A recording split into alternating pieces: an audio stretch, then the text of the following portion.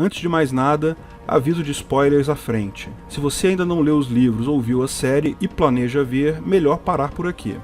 Em um mundo imaginário, cheio de magia, dragões, zumbis e telepatas, vários reis lutam entre si em um drama claramente inspirado na Guerra das Rosas, entre a casa Lancaster e a casa York na Inglaterra medieval. Guerra das Rosas tem esse nome porque a casa de Lancaster usava como símbolo uma rosa vermelha, enquanto a casa de York usava uma rosa branca. Quando o rei Eduardo III faleceu no final do século XIV, o trono deveria ir para o seu filho Ricardo II, que seria da casa de York, mas seu primo, Henrique IV, pressionou o rei a abdicar e assumiu em seu lugar. Ele foi o primeiro rei da casa Lancaster. E a linha seguiu com a casa Lancaster por muitos anos, Henrique V, Henrique VI. Só muito depois, alguns barões começaram a questionar a mudança que houve lá atrás, e isso causou uma série de brigas entre as duas casas. Você sabe que a história da monarquia inglesa tem tantas passagens cruéis e curiosas que é inspiração para boa parte das obras de ficções modernas, né?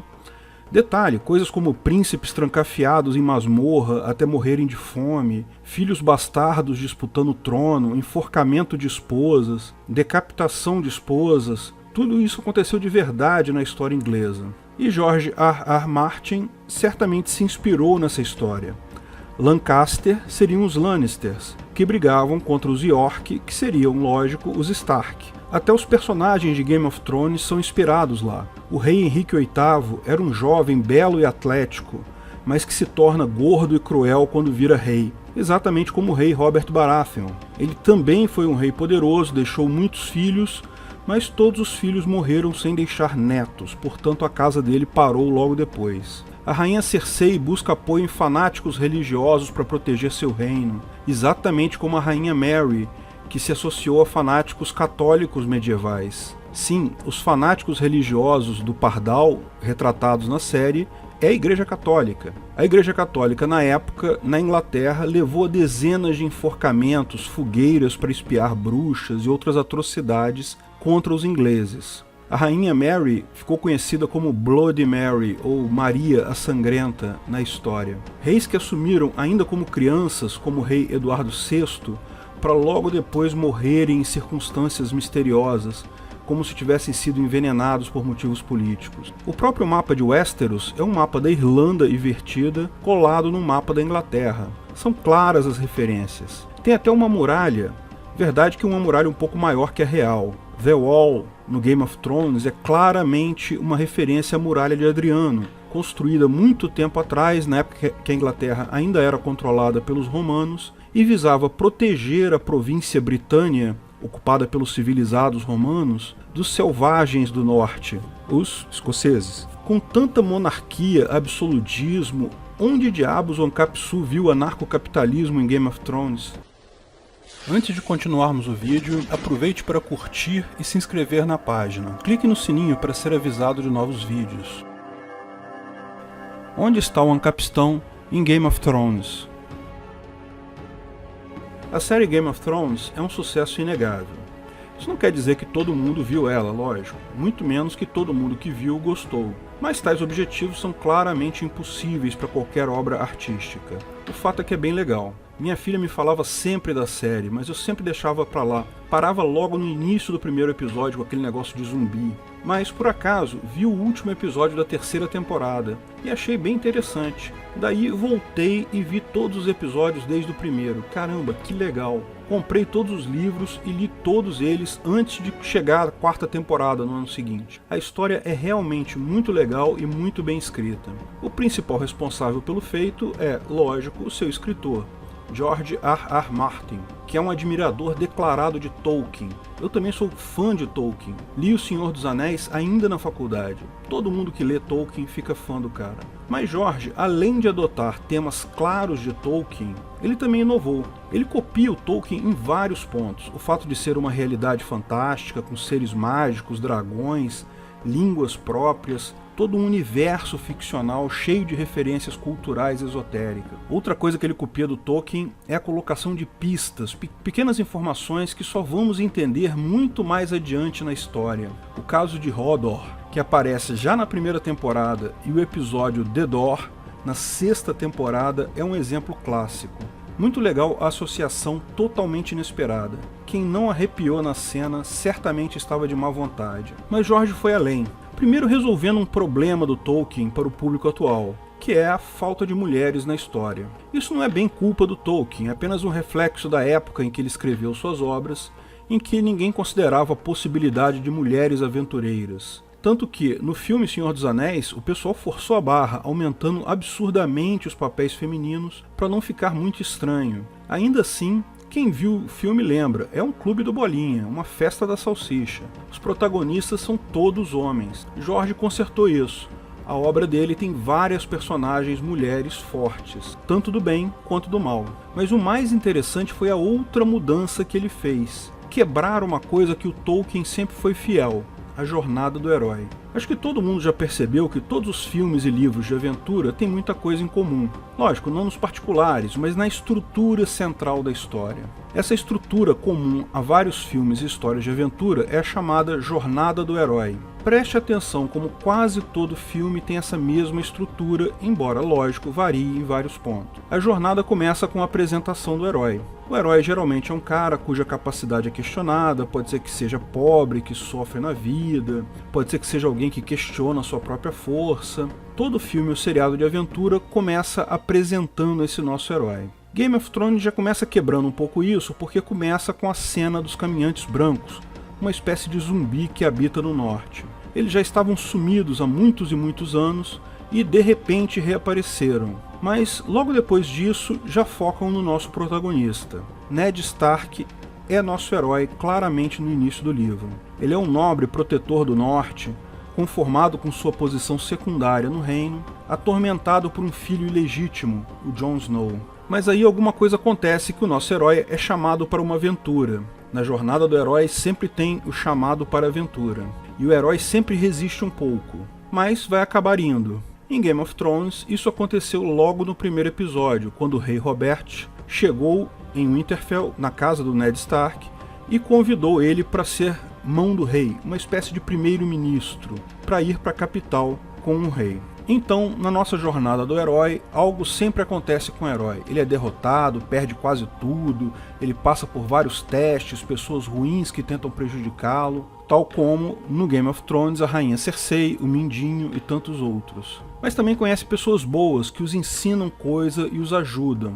Isso é o que acontece normalmente na jornada do herói. Pode ver, o herói sempre passa por uma série de derrotas até ele estar quase derrotado completamente. Mas então o herói tem um momento de revelação, ele percebe uma verdade oculta, aprende algo que ele não sabia antes, e então ele consegue sobrepujar as adversidades e se torna o herói que todos esperamos. A jornada do herói termina com a chamada redenção, ou seja, o herói consegue o objetivo dele, salva quem ele deveria salvar, pune as pessoas más que o prejudicaram e vive feliz para sempre. Ah, mas é nesse ponto que o Jorjão começa a brincar. Ned de fato aprende algo novo, o quão cruel é a política. É preso e seria executado, mas todo mundo esperava que ele iria se safar da execução. Tudo caminha para isso, ele negocia com o rei Joffrey ser mandado para a muralha. Nós, espectadores, esperamos que isso seja mais uma coisa ruim que acontece com o herói, mas que de alguma forma ele vai conseguir retornar depois e ter sucesso. Mas não, ele é morto mesmo. Essa quebra da jornada do herói é a brincadeira favorita do George. Ele parece que escreveu os livros com a ideia de quantas vezes eu posso quebrar essa jornada de forma diferente. A morte do Ned Stark é só o início. O filho dele, o Robb Stark, começa a sua jornada de outra forma. Ele tem um chamado para aventura, que é vingar a morte do pai. Ele hesita fazer isso, como sempre faz o herói, mas resolve montar um exército no norte e descer para a capital para vingar a morte do pai. Nesse momento, na jornada do herói, ele deveria passar por dificuldades e etc. Mas, ao invés de sofrer derrotas, reveses, não. Ele ganha todas as guerras que entra, tudo dá certo para o Robb. Todos os nobres do norte declaram apoio a ele. Ele ganha literalmente todas as batalhas que luta. Praticamente coloca os Lannisters de joelho. até que, de repente, o Casamento Vermelho. Quem viu a série sabe o que é o Casamento Vermelho, não vou descrever aqui. Mas saiba que é a cena mais chocante que eu já vi em um seriado. Tem vídeos de reação ao Casamento Vermelho com pessoas chorando incontrolavelmente na internet. Enfim, se você ainda não viu, veja. Outros personagens principais também seguem nessa brincadeira. Daenerys Targaryen tem a chamada para aventura no casamento dela com Khal Drogo. Ela segue sofrendo na sua jornada, parece que chega ao fundo do poço com a morte de Khal Drogo e a morte do filho deles, logo após o nascimento, todo deformado. Mas daí ela tem a revelação de que ela é a não queimada, ela é a mãe dos dragões. Até aqui estamos certinho na jornada do herói. Depois disso, ela vira uma heroína, ela consegue ganhar de todo mundo, mas não tem sucesso como governante. Ela passa a se questionar seriamente se o que ela achava que era o certo é o certo, se ela não seria a imagem do seu pai, o Rei Louco. Ou seja, a jornada do herói dela quebrou porque ela ganha as batalhas, mas não consegue controlar seus súditos. Algo deu errado aí. Mas a jornada dela ainda não acabou. Tem muita gente que acha que ela vai acabar realmente como uma heroína vencedora da coisa toda. Pode ser, mas a minha opinião é que vai ser uma outra heroína que irá roubar a cena. Não por ser particularmente forte ou marcante, mas justamente por ter sido quem mais evoluiu no seriado. Sansa Stark começou tudo como uma menina bonitinha e mimada, que era apaixonada pelo príncipe Joffrey Baratheon. Chegava a dar raiva na primeira temporada como ela era mimada e boba. Mas ela também tem a sua jornada do herói, que começa com a morte do pai, quando ela percebe que Joffrey é um vilão, e a partir daí ela é perseguida, forçada a casar 2 vezes contra a vontade, sofre bastante, até que resolve lutar quando fogem com Theon, do jugo do Ramsay Bolton. Ela está até aqui seguindo a jornada do herói certinha. Ela é um personagem feminino forte, sem usar a força, mas de forma impressionante conseguiu ganhar até a Batalha dos Bastardos usando apenas armas exclusivamente femininas. Acordo, atração, negociação. Jamais pegou em uma espada e ganhou a batalha mais crucial para recuperar o norte. Se dependesse do Jon Snow, Bolton estaria rindo até agora com os cachorros dele. Por falar em Theon Greyjoy, essa é a jornada mais triste de todas. Theon Greyjoy é um príncipe das Ilhas de Ferro, mas é criado junto dos Stark. Ele começa sua jornada quando larga o amigo Robb para buscar o apoio militar do pai. Mas ao chegar nas Ilhas de Ferro, percebe que o pai ainda guarda um enorme rancor contra os Stark por terem sido derrotados por estes e eles terem capturado seu filho, o Theon. Daí então, o seriado expõe o dilema entre natureza e criação. Nós somos nossos genes, somos nossa natureza intrínseca, ou somos o que aprendemos ao sermos criados? De um lado, ele é confrontado com a sua natureza, mostrada pelo pai ao perguntar se ele pagou o preço de ferro ou o preço de ouro pelo manto que ele está usando. Ou seja, ele tomou aquilo de alguém, é o preço de ferro, ou ele pagou por aquilo, fez um negócio, é o preço de ouro. Tomar coisas à força é uma tradição das Ilhas de Ferro que contrasta com a honradez da família Stark que o criou. Esse dilema, pelo menos para Theon, termina com ele optando pela natureza, ou seja, se declarando um filho das Ilhas de Ferro e partindo numa aventura de herói ao contrário, ou seja, incentivado pelo pai, ele se volta contra o Robb Stark. Cria um escarcéu danado, toma o Winterfell, expulsa os filhos menores de Ned Stark, mas então conhece Ramsay Bolton, que se torna seu torturador de estimação ao longo de quase toda a série. Só no finalzinho ele se redime e volta a fazer coisas boas, por exemplo, ajudando Sansa a fugir do Ramsay. Embora agora o cara esteja totalmente quebrado. Quem acompanha a série sabe do que eu estou falando.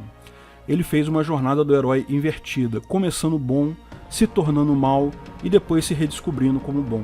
Outro personagem relevante é o Jon Snow. Começa o seriado como filho bastardo de Ned Stark. Como bastardo, ele nunca foi aceito de fato na família Stark, e sua jornada do herói começa quando ele resolve se tornar um membro da Patrulha da Noite, uma ordem militar que guarda a muralha. Lá ele é visto como um outsider, mas ganha a confiança do comandante da Patrulha da Noite, que decide treiná-lo para ser seu substituto. Só que dá tudo errado. Ele é capturado por selvagens, o comandante é morto, só que depois ele se alia aos selvagens e retorna para a muralha para se tornar o comandante da Patrulha da Noite. Mas, numa reviravolta pouco usual, ele é um comandante da Patrulha da Noite que, ao invés de brigar contra os selvagens, como sempre fez a Patrulha da Noite, ele agora quer se aliar aos selvagens. Lógico, ajudando eles contra o grande perigo, que são os zumbis ou caminhantes brancos. Uma jornada do herói clara, de fato. E ele é morto no final, igualzinho ao Ned Stark. Mas então, surpresa total, ele é revivido pela Feiticeira Vermelha. Enfim, uma reviravolta na própria reviravolta. Arya e Bran, os outros dois filhos de Ned Stark, saem em suas jornadas do herói que, até aqui, estão seguindo no padrão certo. Mas é curioso notar que tanto Arya quanto Bran se tornam superpoderosos, mas com poderes diametralmente opostos. Enquanto Arya se torna uma assassina dissimulada, mas altamente efetiva, que pode se fazer passar por outras pessoas e matar de forma extremamente eficiente, Bran continua sendo um frágil paraplégico, mas com a capacidade de ver o presente, mesmo a longas distâncias, o passado e, talvez, o futuro. Dois tipos de força totalmente distintos. E essa é a outra inovação do George. Além da inovação em modificar a jornada do herói, ele faz essa outra brincadeira. Ele gosta de brincar com os diversos tipos de força que existem. As diversas pessoas que disputam o poder, reis e outras pessoas, usam forças de diferentes tipos. Um exemplo claro dessa disputa de forças é o embate entre Mindinho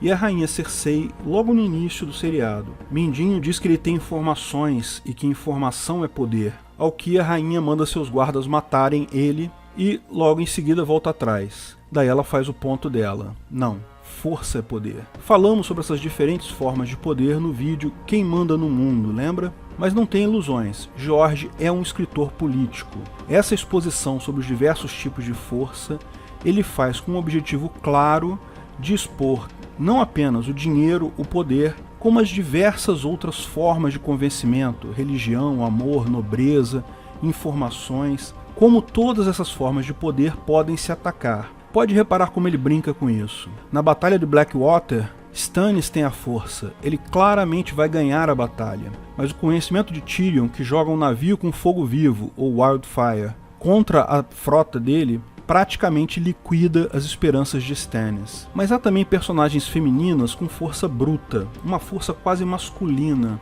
como a Daenerys Targaryen, que vence tudo com a força dos seus dragões e exércitos. Ela é agressiva, ela parte atrás do que ela quer. Mas há personagens femininos extremamente fortes, mas que usam um outro tipo de força muito mais feminino. Sansa, por exemplo, como nós falamos, ela ganhou a Batalha dos Bastardos sem sequer tocar em uma espada, apenas usando sedução, convencimento e negociação. A própria força da rainha Cersei também é desse tipo. Ela usa enganação, manipulação e mentira para fazer toda a sua carreira política. Sansa e Cersei, que começam amigas no início da série, mostram dois tipos de convencimento feminino para o bem e para o mal. Assim temos diversos tipos de embates de forças diferentes ao longo da série. Dinheiro e força, força e conhecimento, dinheiro e conhecimento. Curiosamente, sistematicamente, quem ganha é sempre o conhecimento.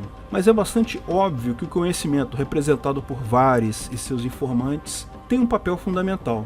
Nos livros isso é até mais evidente, porque a relação dele com o Ilírio é resumida no seriado a uma breve conversa entre os dois nos subterrâneos da Fortaleza Vermelha. Mas nos livros é muito maior. Varys, desde o início, quer o retorno dos Targaryen ao trono. No seriado agora, ele já se reuniu com Daenerys, mas não fica claro o tamanho do poder que ele tem nos livros. É um poder quase mágico de conhecimento, quase tão mágico quanto o do Bran, que fica sabendo de tudo. Varys e Bran representam o poder do convencimento pelo conhecimento. Embora George tenha subvertido a jornada do herói, é claro que no final ele vai querer marcar um ponto, ou seja, vai querer mostrar uma solução para o problema, colocar uma visão moral. É evidente que a comunicação com os White Walkers, com os zumbis, é algo fundamental. Você se lembra da fortaleza do Craster? O cara que fazia filho com suas filhas no norte? Pois é, ficou claro que os White Walker precisam de gente para se reproduzir. Portanto, eles certamente não querem matar todos os humanos, porque isso significaria a morte deles também. Eles querem alguma outra coisa, Talvez reverter a maldição feita a eles pelos Filhos da Floresta, quem sabe. A Ilha das Faces, que aparece muitas vezes no livro, sequer é citada no show. Será que ainda vão falar sobre o último refúgio dos Filhos da Floresta na Ilha das Faces? Certamente o final vai ter muita gente morrendo. Não creio que Jorjão vai conseguir resistir à tentação de matar os claramente maus, como Cersei, Euron, mas vai matar também uma boa leva dos bonzinhos. Está claro para mim que pelo menos um dos dois, entre Jon Snow e Daenerys Targaryen, vai morrer. Mas o mais provável é que ambos morram. Talvez o filho dele sobreviva. Se houver um caractere importante vivo no final, esse será Sansa Stark.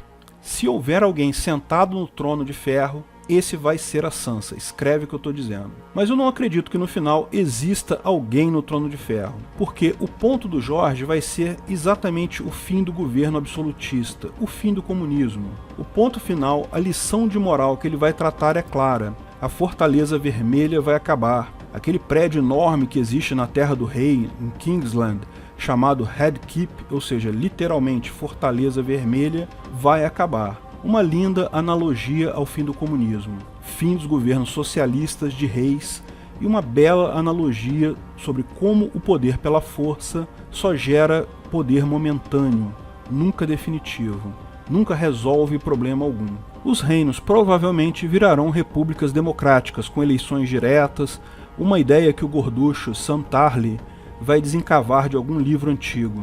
Aliás, se vocês não perceberam ainda, Sam Tarly é George R.R. Martin, tanto que o personagem está escrevendo um livro chamado A Guerra dos Tronos, ou seja, ele é quem está contando essa história. Se tem alguém que vai sobreviver com certeza, é o Sam Tarly. Mas no meu final favorito, Sam Tarly / George R.R. Martin acha um pergaminho denominado Democracia, o Deus que Falhou, numa biblioteca qualquer, e então percebe o erro que é a República Democrática. Bran vai então criar uma rede de disseminação descentralizada de informações, tipo uma internet dos corvos, em que todos em Westeros conseguem trocar mensagens com todos os demais, e isso não é mais mantido uma hierarquia de informação com base na cidadela. E daí então, Arya vai perceber uma oportunidade de negócio, vai criar uma empresa de segurança privada no estilo do Hoppe, para competir com a empresa de segurança dos Mantos Dourados de Braavos, e a empresa de segurança da Porta do Preto e Branco, que também vai entrar nesse mercado. Varys vai criar um tribunal privado para julgar causas entre pessoas e empresas de segurança, para competir com a empresa equivalente criada pelos Maesters da Cidadela. No final, Sansa irá dizer: afinal, para que precisamos de governo? A lei natural já nos dá toda a base que precisamos para viver em paz, imposto é roubo e viva o Ancapistão. Ok, pode ser que Jorge não chegue a isso, mas é só traçar a continuação das ideias dele, do conhecimento sempre ganhando sobre a força, para ficar claro o destino final de Westeros. Lá também, tal como aqui, o Ancapistão é inevitável. Bom, o que você acha do meu final? Tem alguma outra teoria sobre o final da série? Coloque nos comentários o que você acha que vai acontecer na última temporada. Os finais descritos por colaboradores eu vou incorporar e falar sobre eles no final do vídeo da sexta-feira, o vídeo que eu vou lançar na sexta-feira. Eu vou cortar essa parte final que eu estou falando agora e vou, ao invés dela, falar sobre as teorias que os meus patrocinadores têm sobre esse final. Se você não quiser ter seu nome citado no vídeo, me avise que eu oculto o seu nome na hora de falar sobre a sua teoria. Se você não falar nada, eu vou assumir que posso falar o seu nome sem problema. Além disso, vou sortear 2 canecas Ancapsu com o logo do canal entre os patrocinadores que colocarem alguma sugestão de final da série nos comentários até a quarta-feira à tarde, tá? Porque eu preciso da quinta-feira justamente para preparar o vídeo da sexta. Depois vou sortear mais uma entre os não apoiadores depois que o vídeo for lançado na sexta-feira. Veja detalhe dessas promoções no primeiro comentário fixado. Obrigado por assistir nosso vídeo. Comente abaixo se tiver dúvidas ou sugestões de novos temas.